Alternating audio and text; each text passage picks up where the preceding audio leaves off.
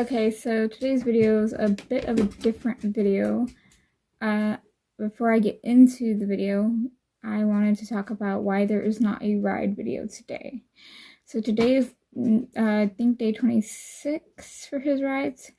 The reason there's not a ride video is I felt like crap all night and all day.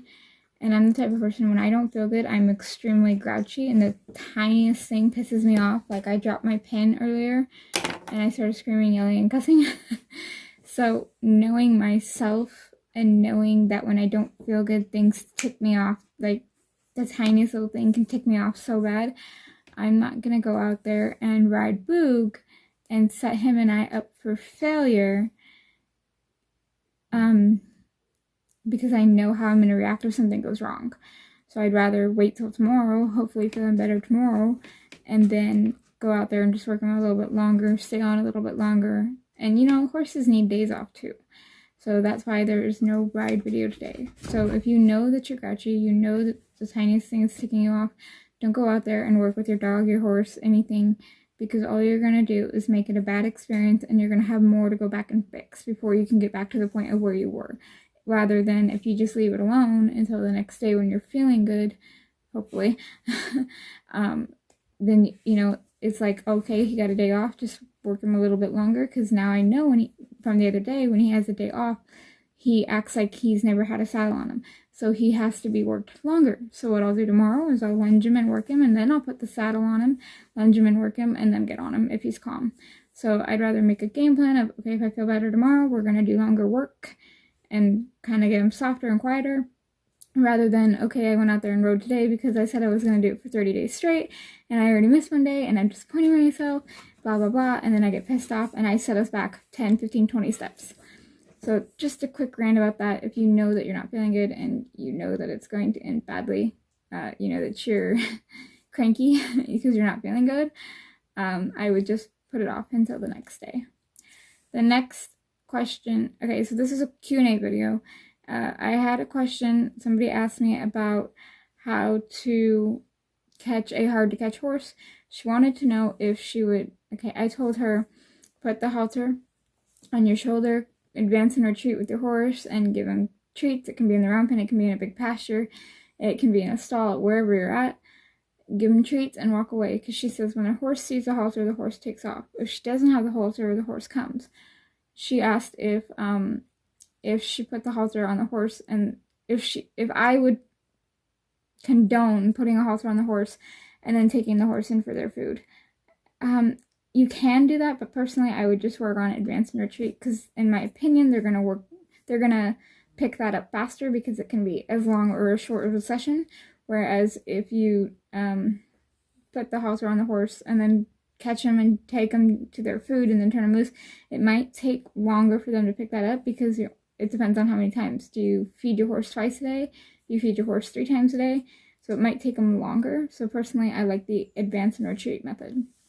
So nobody really asked any questions other than that girl and Blue Rock Horsemanship, so I'm going to be answering these questions. If you guys have any questions, leave them down in the comments, and if I get enough, I'll do another Q&A. So, let's see. Would you ever buy a horse? So, I think I've answered this a few times. Maybe I haven't. I don't know. I do want to buy my own horse, and yes, I plan on buying my own horse. But I always made a promise to myself I would never ever buy a horse unless I had a truck, a horse trailer, a hay trailer, and a barn full of hay. Because if something happens and maybe I lose my job, like this stupid virus going on right now, I can't even go to the dentist for my abscessed tooth because they're closed down because of the virus. So what happens if the vet's closed down and your horse needs like a major surgery or something, or you know, you lose your job or something and you don't have money for hay? I always want to have enough hay stockpiled pretty much, so that if something does happen, I don't have to sell my horse out of the blue just because something happened. So I always promised myself I would have those 4 items before I ever bought a horse, just to make sure I would be able to keep my horse, if that makes sense. Okay, what got you into horse training? So I grew up with horses my entire life. I always knew I wanted something to do with animals. So I wanted to be a vet, and then, you know, I always wanted to be a vet, and then I seen my first dog get put to sleep, and after that I was like, I can't, there's no way I'd be able to do that. So I crossed that out of my mind. Then I wanted to be a dog trainer, and I did 4-H for 6 years, and I was a junior trainer for 3 years, and I came out of 4-H and only got 2 clients in 4 years. So I was like, okay, that's not working. I can train my dogs or my friends or whatever, but it's not working as a business.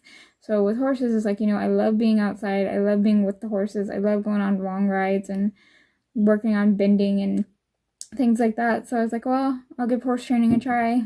And so far, I've had help training too, and Boog I've done completely on my own. So I've always wanted to do something with animals. Do you prefer mares or a gelding? So I don't prefer either. I don't have a particular favorite. I had a gelding that I loved to death, Fraser, and he was a sweetheart, and I loved him. And then I was training Rose, and I absolutely loved her personality. So to me, I don't have a preference. I don't know. I don't have a preference. I prefer either. Would you ever do horse shows? Depends on what they are. If it's like a rodeo, yeah. I do jumping just for fun, and I don't know dressage or eventing or anything like that. So if it's like a rodeo kind of horse show, yes, I would definitely do that. What is your lucky number? That I've never actually even thought about. How do you tell if you have a lucky number? I don't know. Where do you see yourself in 10 years? Hopefully in my own business or a partnered horse training business. Sorry about that. Or a partnered horse training business with our own big ranch, maybe married and have kids, and having tons of clients and being successful, and maybe stop putting myself down when things don't go my way, when I don't stop second guessing myself, maybe. And the last question, I think this is the last question, yes. What inspires me? So I'm going to change the what into who, because there's a couple of people that I know that do horse training that, how do I say this? They inspire me as like, I want to be like them. I don't want to be them. I don't want to be their exact self, I want to be like them in my own way. So Blue Rock Horsemanship, and I'm not just saying that, she's a really good friend. She, answers like crazy. I swear I annoy her sometimes and she just doesn't say it. I want to be patient like her, where nothing bothers her. I've talked to her about a couple of personal things that have happened, and I want to be quiet and calm like her and be able to pick up on things quickly and understand it better. So I really want to be like her. I also really want to be like my mom, who, if you come at her with your fist, she can handle her own. Because I suck at punching and slapping. I'm not the violent type. But I also want to be able, what if something happens? I want to be able to defend myself. So my mom and Blue Rock Horsemanship inspire me, and I want to be like them in my mom's toughness, and Blue Rock Horsemanship, her kindness and her faithful friendship, if that makes sense.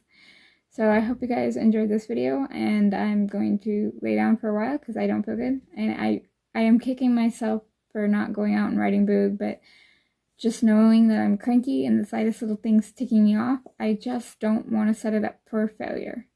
So it's not fair to go out there and set him up for failure because I'm in a bad mood because I don't feel good. So just keep that in mind when you're going to work with any animal, or you're going to be around any kids or anything. If you can, reschedule it. Do it the next day, Don't go and make their good day a bad day just because you're having a bad day. Put it off if you can.